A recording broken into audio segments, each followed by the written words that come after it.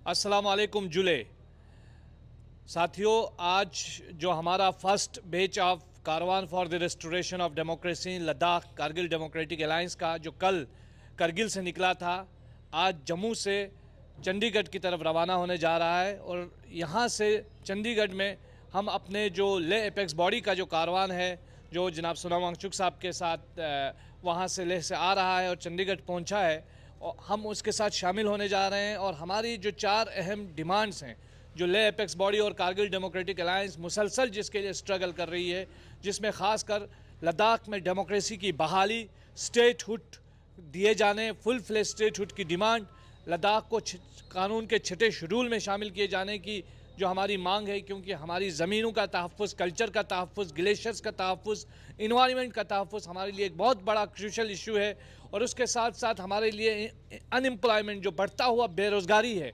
जिससे लद्दाख के जो यूथ्स हैं वो काफ़ी फ्रस्ट्रेटेड हैं। इस वक्त लद्दाख में कोई पब्लिक सर्विस कमीशन नहीं है। पिछले 4 से 5 साल में एक भी गेजेटेड पोस्ट की नौकरी किसी सिंगल लद्दाखी को नहीं दी गई है। ये जो sense of frustration, sense of alienation, sense of ये जो बिट्रेयल है वो लोग फील कर रहे हैं, उसी चीज़ को लेकर हम पूरे देशवासियों के साथ और उसके साथ साथ हमारे पूरे मुल्क की जो सरकार है उसे एक मैसेज कन्वे करने के लिए हम यहाँ से जा रहे हैं। और ये बताना चाहते हैं कि जो आपका डिसीजन था 5 अगस्त 2019 के बाद यूटी बनाने का, उस यूटी बनाने से लेकर अब तक जो है लद्दाख ने बहुत कुछ खोया है। लद्दाख ने जमहूरियत खोया है, रिप्रेजेंटेशन खोई है, लद्दाख में अनएम्प्लॉयमेंट बढ़ रहा है बहुत तेज़ी से, पब्लिक सर्विस कमीशन नहीं है, रिप्रेजेंटेशन की हमारी डिमांड है। चौथा पॉइंट जो हमारा है कि लेह और कारगिल रीजन्स के लिए पार्लियामेंट में बराबर जो है नुमाइंदगी मिले। तो ये जो सारी डिमांड्स हैं, उन डिमांड्स को लेकर के हम बढ़ रहे हैं। हमें उम्मीद है सरकार हमारी इन बातों को सुनेगी। और ये एक सरकार को पैगाम भी हम देना चाहते हैं कि हमारी आपसे कोई व्यक्तिगत लड़ाई नहीं है, कोई दुश्मनी नहीं है।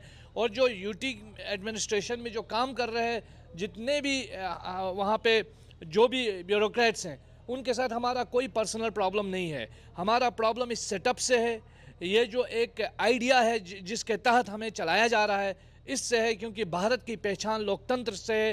हिंदुस्तान की आज़ादी से लेकर अब तक पहली बार ऐसा हो रहा है कि जम्मू कश्मीर में इंतखाबात हो रहे हैं और लद्दाख के लोग अपनी रिप्रेजेंटेशन से महरूम है, लद्दाख में इंतखाबात नहीं हो रहे हैं। इन्हीं डिमांड्स को लेकर के हमारा ये पीसफुल कारवान आगे बढ़ रहा है।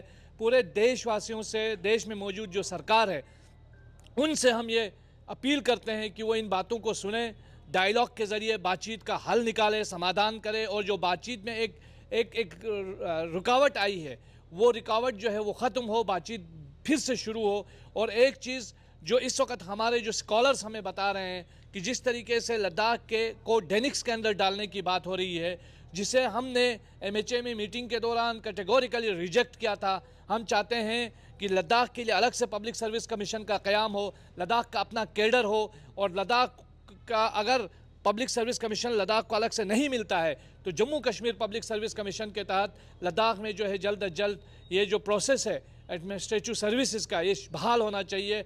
और हम उम्मीद करते हैं हिंदुस्तान में जो मौजूद लोग हैं, हिंदुस्तान में मौजूद जो सरकार है, वो लद्दाख के लोगों की डिमांड्स को सुनेगी और उसे सरकार से मनवाने में हमारा साथ देगी। बहुत बहुत शुक्रिया। जय हिंद।